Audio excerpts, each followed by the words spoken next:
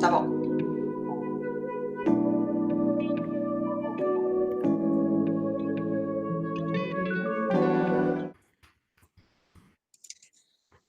Good morning, everyone. It's a pleasure to be here today. We have a very special guest, Professor Davide Presti. Professor Davide Presti is an assistant professor at the University of Palermo and a visiting academic at the University of Nottingham. Dr. Presti expertise is sustainable engineering, a very hot topic in transportation, with a focus on transport infrastructures, technology development, and asset management. His research is both applied and fundamental and involves investigation of effective techniques for recycling waste secondary materials into civil engineering applications. Dr. Presti is specializing in smart technologies, life cycle management, and multi-criteria decision-making. With this field since 2010, he has authored more than 80 publications and has extensive experience in coordinating international and multidisciplinary projects related to engineering sustainability. So, Professor Davide Presti, thank you so much for your time. And I hope all the attendees enjoy your presentation. Davide is also a very special friend for many Brazilians. He has been in Brazil a couple of times, and I hope you all enjoy his presentation. Davide, now is with you. Thank you very much. Camila and all the friends there in Brazil, thank you. It's a pleasure to be here. It would be even a better pleasure to be there, but at least we have a way to be in touch. And I'm very, very happy that I can present what in few years now, it's now already 10 years, we have been doing in the field of engineering sustainability for transport infrastructure. And today, I will in particularly talk about our concept of SMARTI, and with by having also a focus on automated road pavements. Before I start, can you confirm that you see the slides? Yes. Perfect. Okay. So, what is SMARTI? Well, first of all, let me tell you why me. So I've been working in the last 10 years at the Nottingham Transportation Engineering Centre at the University of Nottingham, where I really started with work with materials and trying to understand how to make more sustainable technologies for road pavement. But I had the experience to work with colleagues and being exposed to several aspects of research in transportation. And with the time, I've really been covered all this diagram. Because I'm personally a very curious person, but also through collaboration. In a center which is an excellent center, really, where I still work. I still have the luck to collaborate and work for the center, but I recently also had the occasion to win a fellowship. It's a fellowship from the Italian government that allows people abroad to come back to bring some expertise. And I had the opportunity to come back home in Sicily. And I'm now at the University of Palermo as assistant professor. And what I really do is trying to find smart solution for sustainable transport infrastructure. We'll come back to what is exactly smart solution. First of all, why SMARTI? Why are we having this vision? Well, during the period I spent in Nottingham, but also during the period of traveling abroad and talking with people and colleagues and being exposed to multidisciplinary research, I try understanding how to introduce sustainability in civil engineering, but mainly really understood that we do need to change how we conceive transport infrastructure in general. Because as you can see, they're basically designed and built for a world which is not really what we have now. The world now changed so fast, and as we can take advantage of different type of approach technologies, and multidisciplinarity is something that will change the way we actually conceive and manage our transport infrastructure. So this is what our aim, to conceive transport infrastructure that are not anymore prone to aged and not adaptable to change, and that they're not communicating with users or managers. This is the type of infrastructure we want to conceive, and this is what we think is SMARTI. But we're not the only one that work on this. First of all, I just want to highlight very briefly that in Europe, there are several movements that look at revamping the concept of transport infrastructure. The first was Forever Open Road, which was already a few years old. And as you can see, the idea is to provide, in this case, the road pavement with several features that will allow it to cope with change, for instance, or to talk with users, or to be adaptable to different circumstances. Another concept is now developed in France and is now at the implementation phase, which is a 5th generation road that not only try to use different technologies to provide the features we've seen before in the road, but they also want to try them out with a demonstrator, with a demonstration, to see whether they're accepted from the population and the type of innovation that they can reach once implemented.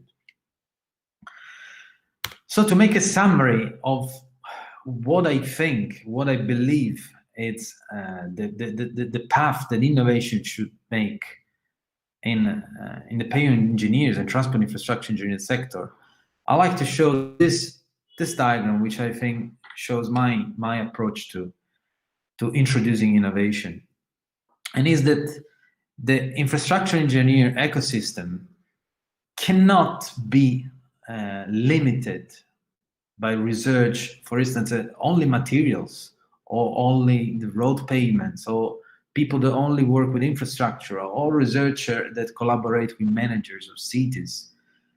We can't just do research in silos, but we do need to innovate in each of these and create communication amongst this. And this is pretty much what I believe are the smart solution we need. We need elegant solution. That's why also we use smart, that will allow to innovate in each of the sector, by the same time to allow a transfer of knowledge between each silos. So it's from this idea that we take the word smart and we also play with it and use it as an acronym, and created SMARTI. It's an acronym that wants to identify transport infrastructure that are conceived sustainable at the design stage already, which are also multifunctional, automated, resilient. And today, I'm going to briefly show you how we trying to conceive this transport infrastructure, and then I will focus a bit more on what we define automated road pavement in particular. So to implement this, that is more an idea. We thought, well, we can't do it alone. We can do a few people. We really need to build a platform for it. And that's where SMARTI ETN came from. It's a European training network that brings together different researchers. There are about 15 PhD students working on it, and same number of researchers, senior researcher, professor, doctors, academics in general, but also person from private organizations that try to work again with multidisciplinarity as the common keyword, to work together to conceive SMARTI. So we put together again universities, industries with different expertise, because we want to fill this gap. We want the smart ETN can bring the infrastructure today to the infrastructure of tomorrow, the one we call SMARTI. But we know that this is not only a research topic. I mean, it's not only a research challenge. We can produce new innovation, new technologies. We can define decision-making framework, or new concept of technologies. But really what we think is going to make the change is to change the culture in the industry or the transport infrastructure. So that's why we decided to not only doing research, but to use a project that will allow a new generation of researchers to be trained within this environment, where universities and infrastructure managers, for instance, and experts of what we call smartening of systems, work together to conceive SMARTI, and possibly these fellows will be the change, because they will go in their next challenge, they'll go in their next job, and they will bring this mentality and not only the knowledge. So really the product of SMARTI ETN are those guys that I'll invite everyone to go and check at smartetn.eu and see what they're doing and see the details of their projects. But what we mean with sustainable transport infrastructure, I'll try to go within each of the pillars and give you some example of what we mean with the idea, but also some of the technologies that are being developed in Europe and within the project SMARTI. For us, a sustainable transport infrastructure, an infrastructure that is designed to last, first of all, and at the same time, find strategies to maximize recycling by minimizing the impact. This is very important because we always associate sustainability with recycling, use of waste, of end of waste materials, but really we should make sure that whatever we use in technology development will allow our infrastructure to last and minimize the impact on the environment, society, and also being cost effective. So our approach is really what was developed mainly in another project that I suggested to have a look at, which is called Super ITN. But the idea is mainly to introduce sustainability design stage. As has been very recently defined in the Circular Economy Plan of the EU for the new Green Deal program, which is a program that wants to make Europe carbon-free in 2050. The main intervention, the main innovation can be done at the design stage. So what we can do, it's keep on doing what we are used to, for instance, in technology development. I'm here talking about asphalt pavement, for instance. We can keep on doing what we can do, so use our expertise in testing, modeling, and design, but start using more and more secondary materials for different sources, increasing the amount, but at the same time, we can only focus on maximizing recycling. We do need to have methodology that will support us in decision making to understand what are the sustainability performance. So looking at each of the pillar and do what is now called sustainability assessment. This can be done at technology stage, technology development stage, and can be applied to several technologies. I mean, I'll now give you very briefly some example of what is happening in Europe, just to give you an overview. All Back to Pay was a project where I was involved, and we tried to define how we can arrive to 100% recycling of asphalt pavement. By the same time, we were looking at what was the sustainability assessment, what was the impact for the 3 pillars. There are other projects that again are trying to go beyond fossil fuel based society, so beyond the use of oil, and in this case bitumen.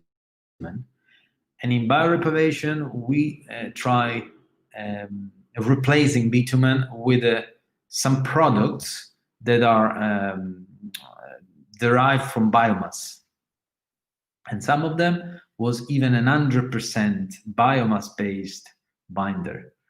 And results were very, very positive, and I will really suggest you to go and check about reparation as well. And now we're trying to harmonize design of cold asphalt mixture with another project for the Conference of European Road Directors called CRAB for ERI. But there are really several examples. There are now the Council of Plastic Road, which is still not really developed. This image is really a dream at the moment, but people are working on it. And at the same time, we're trying to also understand how we can do multi-recycling. So not only recycling once, but how can we multi-recycle our product? In France, there is a big effort like the Imprimure, but here, very recently, I also started a project with Ecopneus where we're trying to understand how to do multi-recycling of rubberized asphalt. As I was saying, technology development is not the only one, but sustainability assessment is something that asphalt contractor or asphalt technologists need to embrace, as well as road authorities. So very recently, in a project called Pavement LCM, LCM standing for Life Cycle Management, we are trying to understand how to use existing standards that are now existing in Europe for sustainability assessment in construction works, how to adapt this to the road pavement sector. And we came up with a framework that you will see presented in publication or some other conferences, mainly in the next year, where we are tailoring a framework for sustainability assessment for pavement materials. Let's call it asphalt sustainability assessment, and the one for road pavement sustainability assessment, because these are two different words that basically have different stakeholders involved, but they of course need to speak the same language and exchange data. What is the idea? Is that whoever is gonna design or manage road pavement will not only perform the conventional pavement design, but will couple with it an exercise of sustainability assessment that will allow to tell the designer what is the more sustainable alternative, but also advise on best practices to actually implement sustainability. This is our approach. Projects are several. Again, Pavement LCM is one that now in Europe I'm mainly and very much involved. But there are other examples. And one example is, for instance, in SMARTI, we are trying to introduce, still in sustainability assessment, in this case for LCA, life cycle assessment, we are trying to introduce also the circular economy concept, and how can this be introduced in the sustainability assessment. And Kostas Mantalovas, which is working at University of Palermo, is working on this project. And again, I'll suggest you to go in the website and possibly have a look at what Kostas is doing. Let me go to multifunctional transport infrastructure. Well, the idea is to have railways that are not designed only for transport. Let's think about the road, the network of roads in their planet. They occupy an amazing amount of planet Earth. I think it's the biggest infrastructure in the whole planet. But we know that land use is starting to be a problem, and that in city we're starting to optimize spaces and having many people. So why don't we start conceiving this space for uses that go beyond transport? But how can we do it? Well, we can consider this infrastructure as a source of energy, for instance. It can be used to harvest energy. But some people, some researchers are also now using them as a sensor itself. So the way infrastructure move, let's zoom out and look at the infrastructure network, can be used as a sensing system for the built environment. And again, these are just ideas, but our stream of research that are seeing researching in Europe, creating really there is an amazing amount of technologies and idea coming up in this period. Let's focus on what we're doing in SMARTI. Well, our idea was to try to understand how we can harvest some energy, and there are several ways of harvesting energy. One is piezoelectric road that use some piezoelectric membrane. We'll see a little bit of this in the next about road pavement. But some other also actually trying to the sun energy. And this is particularly is the project of Domenico, which is working in France at the Université Gustave Eiffel, EESC-USP. And what it's doing is developing a new surface layer made of glass and epoxy resin, which is and good performance of a surface layer, but at the same time, it's conceived within a structure that sees a cost-effective, I think, solar panel that, thanks to this layer of protection, is not broken, and thanks to the semi-transparency, can still have a satisfying amount of solar energy to produce energy itself. And this panel is sandwiched between some other layers that are used also to cool down the solar panel. That's why there is a porous concrete layer underneath it. Again, please go on the website and see some more detail. For the resilient transport infrastructure, well, the idea is to conceive transport infrastructure that are adaptable to change. Let me tell you a little bit of the idea behind this, why we're doing this.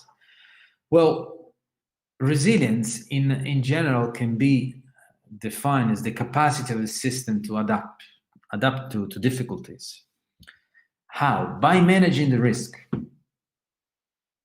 So first of all, we need to identify a risk, and then considering our system, that in this case our transport infrastructure, we should engineer preventive measures before arriving, for instance, to a collapse of a bridge or a complete block of traffic, and eventually also mitigation strategies, to mitigate the problem when we are at the point of no return.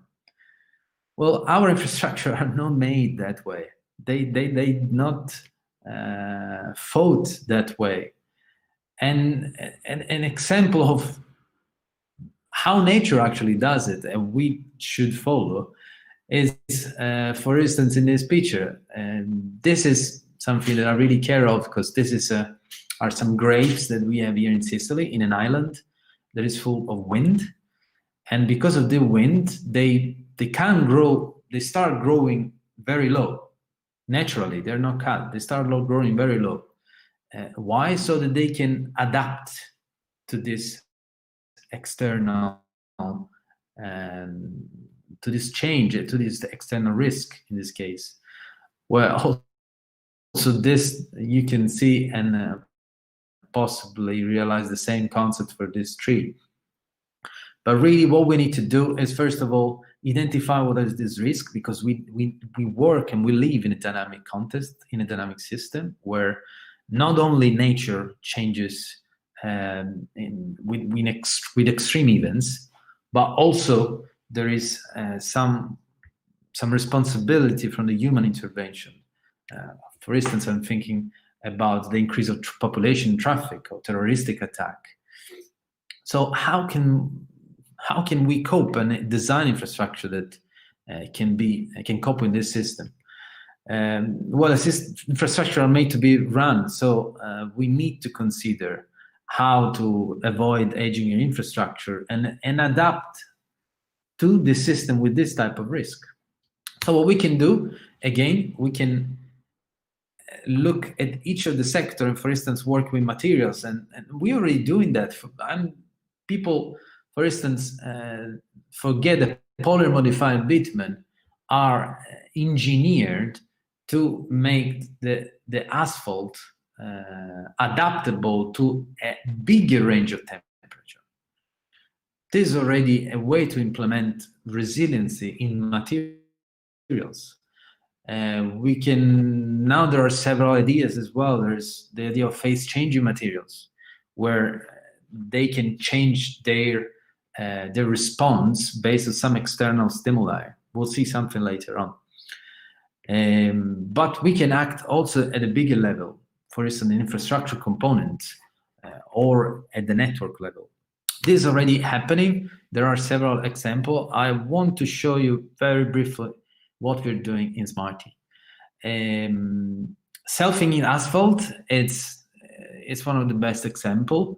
So we want the material to basically self-repair.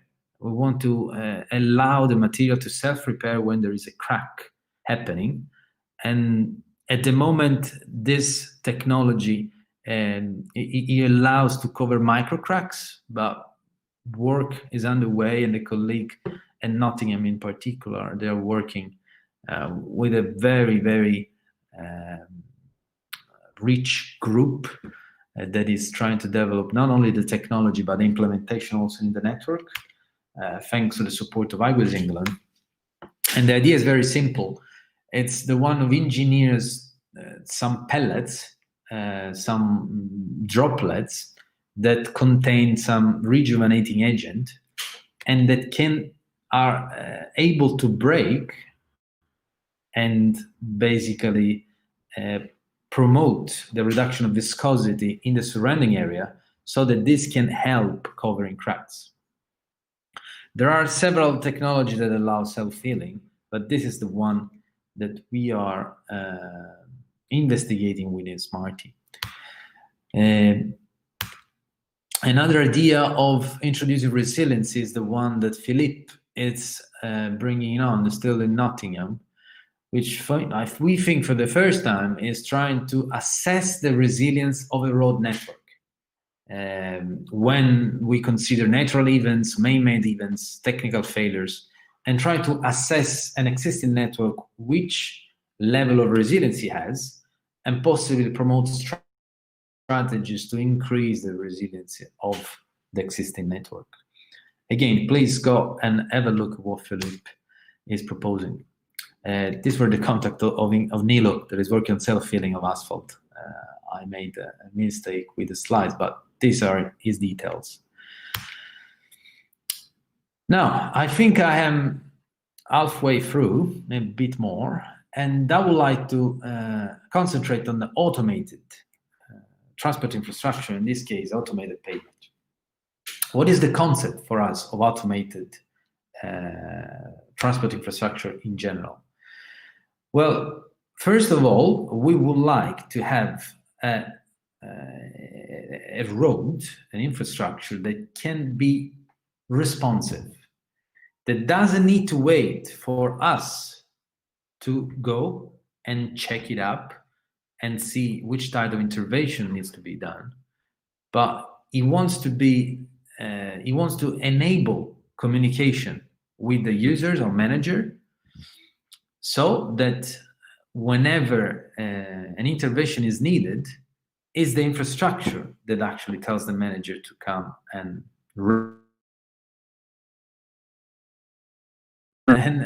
one of the big question is what do we want to measure exactly? We think that a combination of external monitoring that can be done, for instance, with vehicles, with dedicated vehicles, as already is happening, or more low-cost solution like mobile phones, can provide information that are crucial and take advantage of the user themselves. So this can be trucks or cars of the user themselves with the passenger cars. But at the same time, we think that a combination with embedded sensing technology in some crucial bit of the infrastructure can allow a redundant system that will help, that will improve the communication that we want to enable with managers, but also users, and will allow to actually implement predictive maintenance and improve our also payment design. Let me show you how we're doing it and which type of technology we're using. Remember that our approach is SMARTI is always going with a different area of the ecosystem. So we're working with materials, with infrastructure component, and the infrastructure network itself. So let me start with some material. In Granada, University of Granada, Paolina, it's working on mechanical material. There are some material that are asphaltic material made with some magnetic particles that can be activated for several purposes. And one of this, and it is the one that I wanted to show with you today, is the material, the mechano-mutable material, to talk, for instance, with a scooter. And how this happens? Well, you have to enable the scooter, or you have a phone that can be a software, something that can be then implemented and tailored based on the situation or the scenario. But the idea is that when the scooter passes through a certain part of the infrastructure where there are these mechanobuddle materials that create a magnetic field, communication is enabled. Hopefully this video will start and you can see it. This scooter passes by from this strip, and as you can see, the phone became red while originally it was green. And there is no wires here. It's all made with this concept. And the possible uses, for instance, can be in the city where a scooter passes in a lane that is dedicated to scooter, but also to pedestrian, and there is a crossing. Well, thanks to this, the scooter can be even stopped from, for instance, a band of mechanobuddle materials. So again, we are promoting communication between the infrastructure, in this case, the user. Again, more details you can find it by looking at the website and the project of Paolina. Using instead some sensing system that can be implemented and mounted in passenger cars, for instance, or cars of road managers, is the system that Ronald in Palermo is developing, and sees low-cost techniques by using phone, coupled with imaging processing techniques that will allow to produce a catalog of the stresses of a pavement, and these databases can be connected with pavement management system. So to improve the management of the roads by using really low sourced data sourced with low-cost techniques. But many projects in SMARTI, I think there are three projects. Today we will look at two, are looking at one idea that is the one of automated responsive payment that have embedded sensing system. The idea again is to have some sensor that may communicate with vehicles, but also with some box, some wireless system that can then communicate to the cloud and give crucial, key information to whoever is managing the asset, mainly to optimize maintenance scheduling and avoid and implement preventive maintenance. But what is the idea behind it? Well, problem definition really is that currently we, as a pavement engineers, we would like to have long-lasting road, decrease the amount of maintenance rehabilitation. And to do that, I mean, we really need better data. We need better information, because at the moment we make too many estimation at the design stage, but also the maintenance stage. So what we can do is an embedding sensing system, but the current sensing system that are used, for instance, in asphalt pavement accelerated facilities are wire system from different providers that have pretty high cost. Let's say that a strain gauge can cost, for trial section can cost around few hundred euros, let's say 700-800 euros. There are wire solution, not that easy to install, and usually they don't survive that much in the trial section. So one of the projects, Nano Asphalts, that is developed by Maria Barriera in Eiffage, is actually looking at developing a membrane of sensors that can be installed within the layers. In this case, the idea is to install just underneath the surface layer. And that it's made to have high precision and high survivability, and is using nano materials to basically develop the sensing system. I'm not going more details in this because I really would like to concentrate more on a project I'm more involved.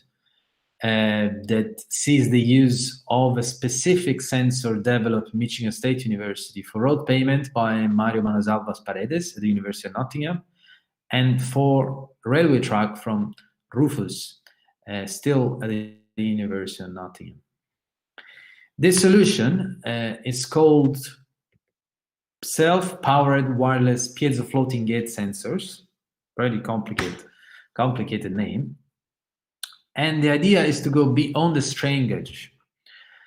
And because strain gauge that measures strain in a material or in infrastructure component are dependent from several factors, mainly external factors. As you can see here, see if the temperature changes or the load changes or the position changes, and they do provide different results. But at the same time, they're, as we've seen before, quite expensive to implement them, to implement a network of these sensors in a real road. And they usually wired and provide a continuous monitoring. So we have to gather all this data. So it becomes a big data approach that needs some very intensive post-analysis of this data.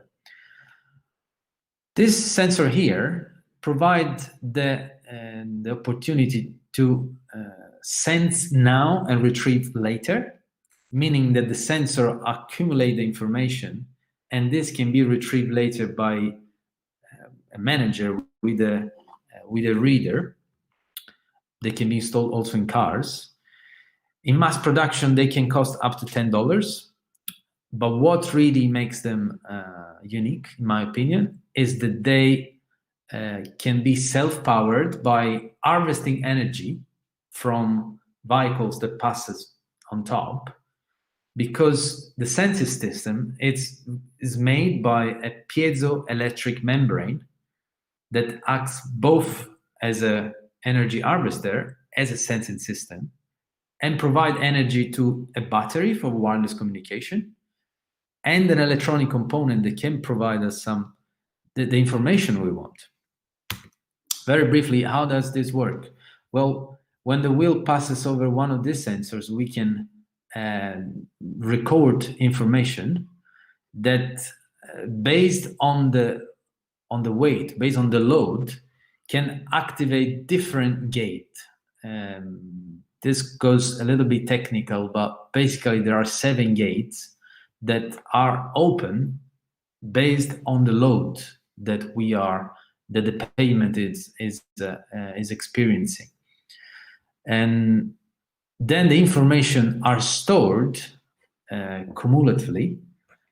So when we go with the reader, we just read each gate, which information as cumulative data as acquired, so that we can have an idea even of traffic, not only of the load that is experienced the pavement.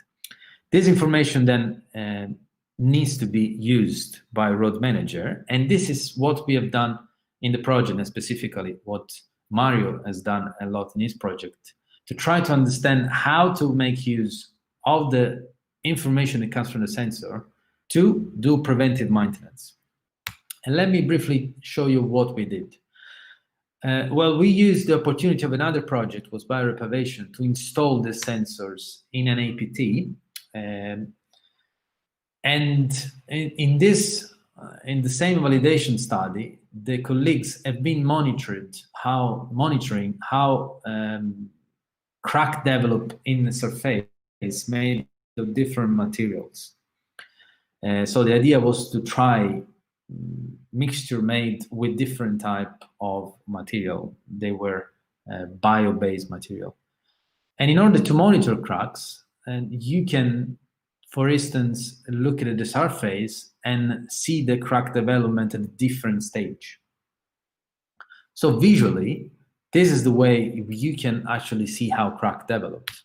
And based on this visual observation, it was seen that after 900,000 rounds of the of the system, because again, this is a system that load the pavement in different parts, but with the circular arm will allow periodic loading in the same spot.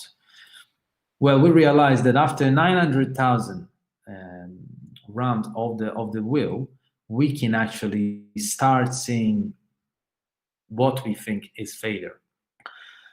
And keep in mind this 900,000, because we will see later what we actually try to how to use this information by using embedded sensing system. Yes, because in the same pavement we installed more commercially used strain gauge, but also the self-powered sensor we have seen before, that we position in different parts also to see the wandering. And long story make short, we first of all seen that the output of the sensor was actually having similar trend to the strain gauge. Is a different type of information, because in this case it's voltage, it's not microstrain, but the trend is similar. So we started trusting these sensors. But what we also obtained, and this is something that I think is a takeaway message, and thanks to really great work of data analysis from Mario, the student that is involved, the soon-to-be doctor, we were able to not only recognize that after 900,000 you have all the gates, because this is the trend of the cumulative damage that is measured by the gates. Not only that after 900,000 all the gates were open, as it was shown from the visual failure, but we also identify some area where only some of the gates were open.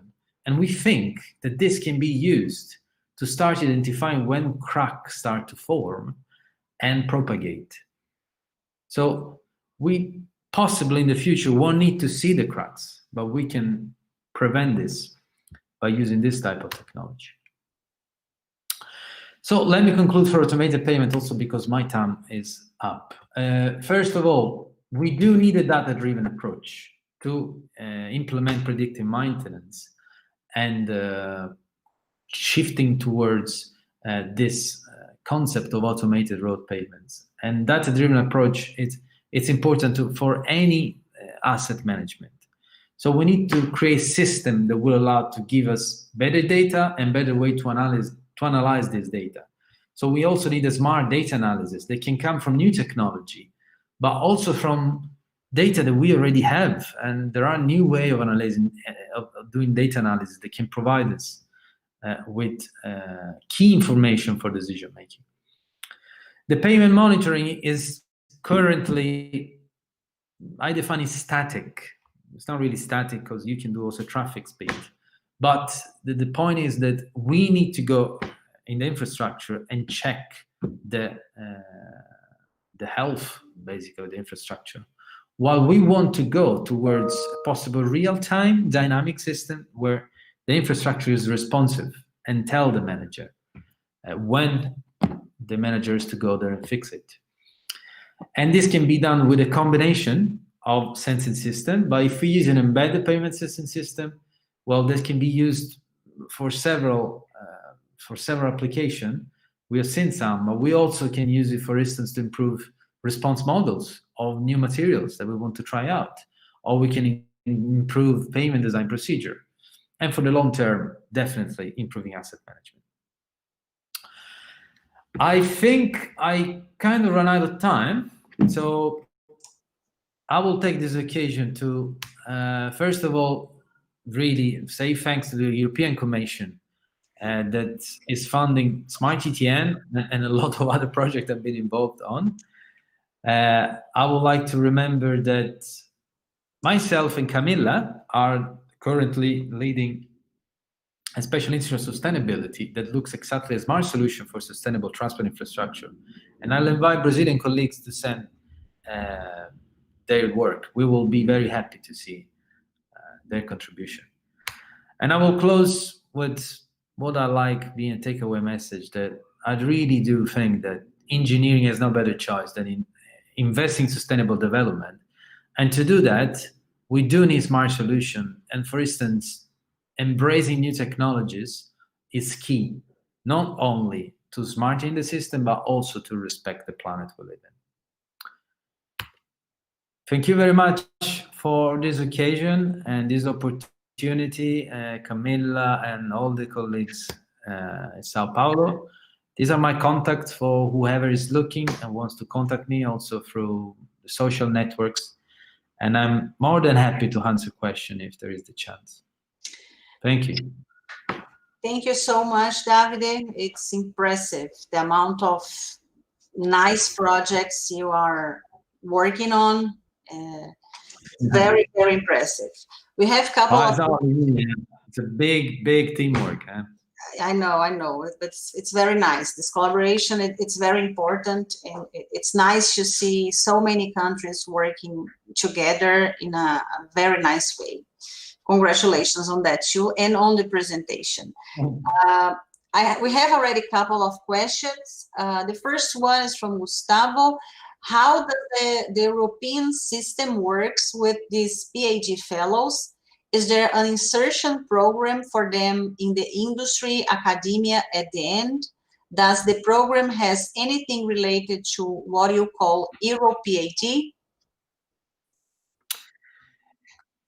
Yes, well, thanks for the question, really, because I do think that this platform in Europe is brilliant. I just actually present this project and another project at the what's called European Week of Cities and Region, to show how this European train network actually help developing, not only innovating, actually providing jobs.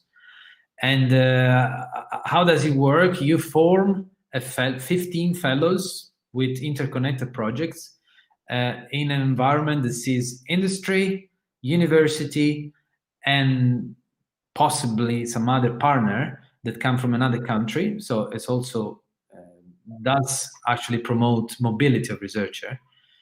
And each fellow works in this multidisciplinary environment on his individual projects, but it also works on the network-wide approach. As you've seen, we're trying to develop the SMARTI vision. There is not only his project, but there is also a training program, which is very rich, also in terms of money, that will allow us to invite really the best we have in the planet. And it's open to everyone, not only European, to everyone.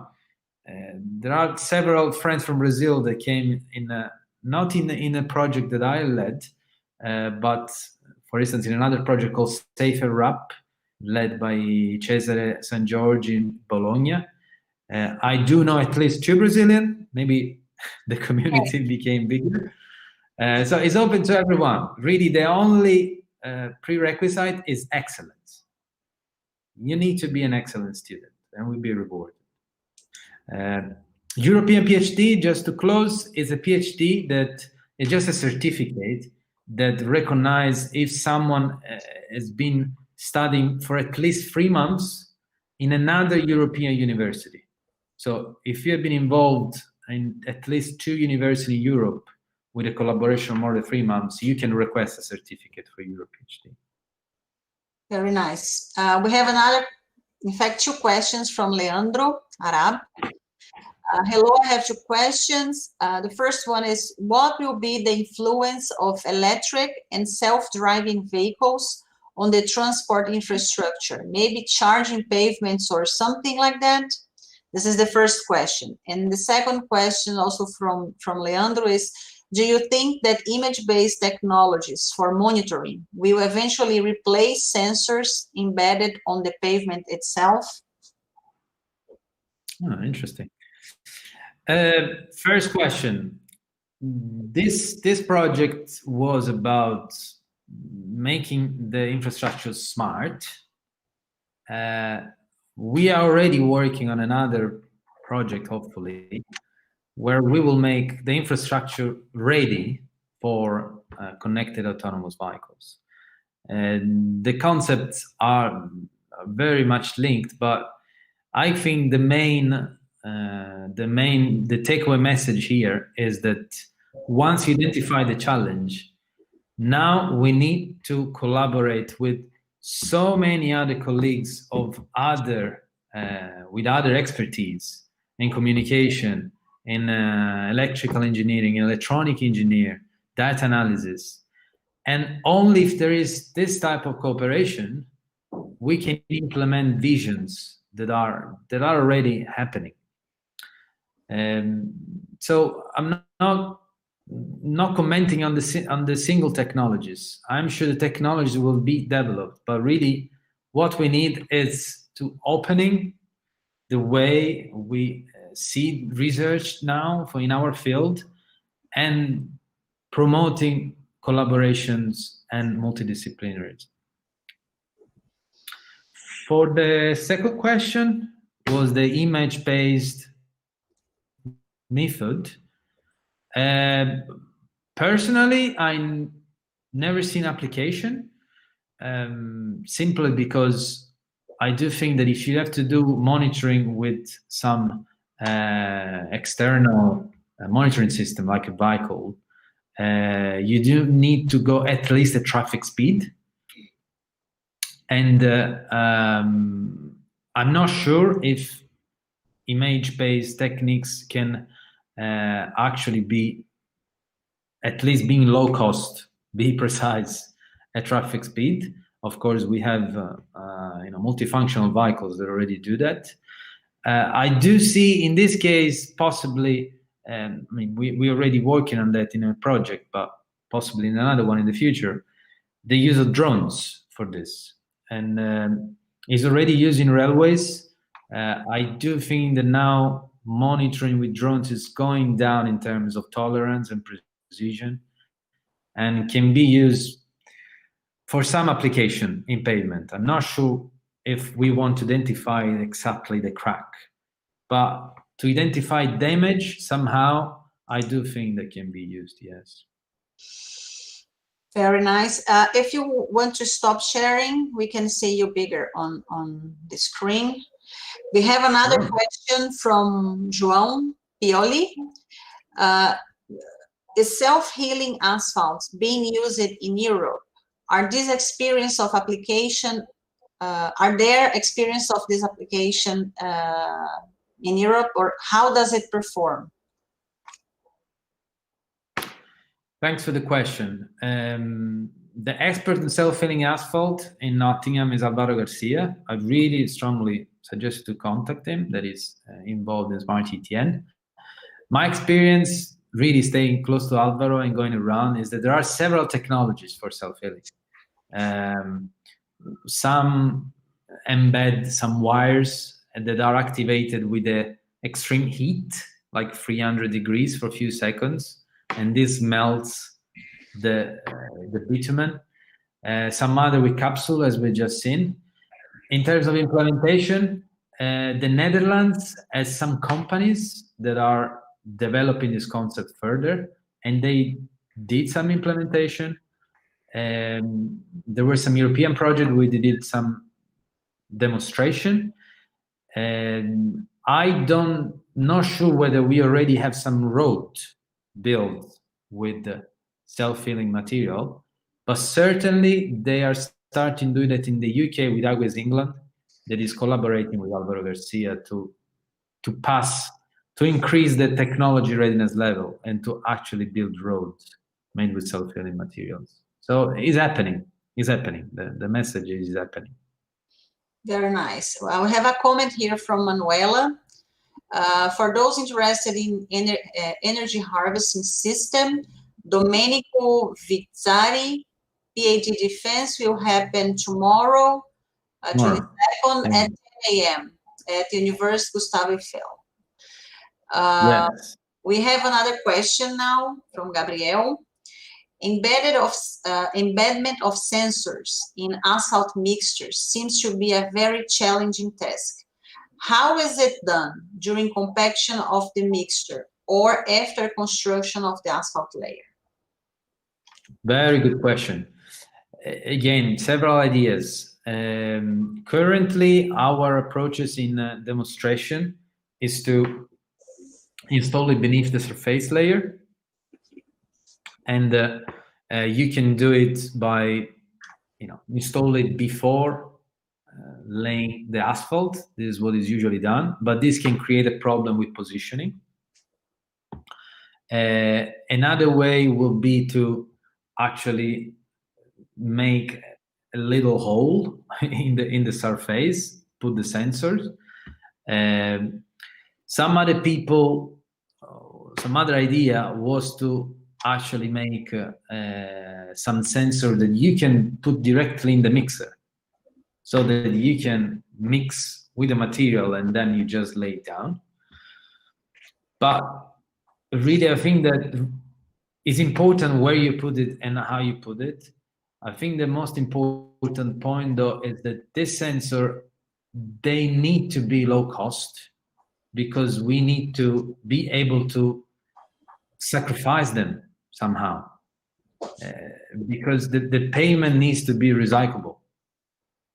And unless we don't put it, for instance, in underneath the base course, now that we can have 40 years design life, and you want to check certain things at the base. But if you put it in upper layer, we really need to have some low cost solution that are recyclable. I hope I answered the question. We have another one. We are almost running out of time. We have another question from Eric Tokuda. Thank you for the presentation. Have you done any research on how the pavement contributes to the temperature in metropolitan regions? Nope, not personally. Heat island effect, it's something that is being investigated in several projects around the world. In Europe, at the moment, I am aware of a project in Safer Rap that looks at doing specific asphalts that decrease the albedo, basically. So there are initiatives ongoing, but no, I have to say no, I've never been personally involved. Okay. I guess Professor Adalberto Faxina wants to ask something related to the nanotechnology, but I'm not sure if he wants to open the mic here on the Meet so everybody can hear his question, or Adalberto, do you prefer to type? Before I get his question, I have one question with respect to the dynamic monitoring. Do you do it in a different way if you are monitoring urban streets or highways?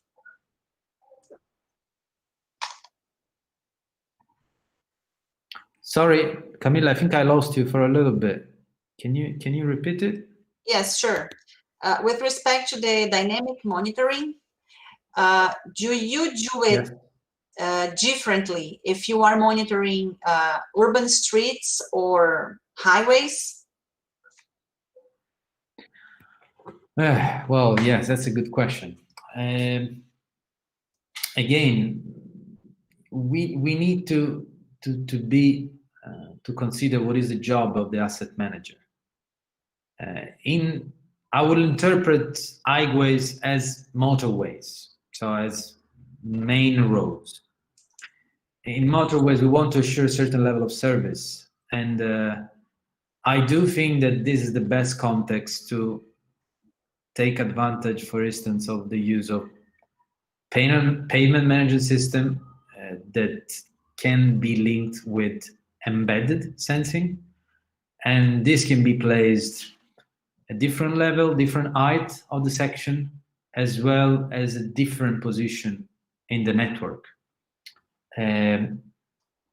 For the urban area, I will really struggle to see a embedded system, simply because it's a network that, first of all, doesn't really need the same level of service than motorways.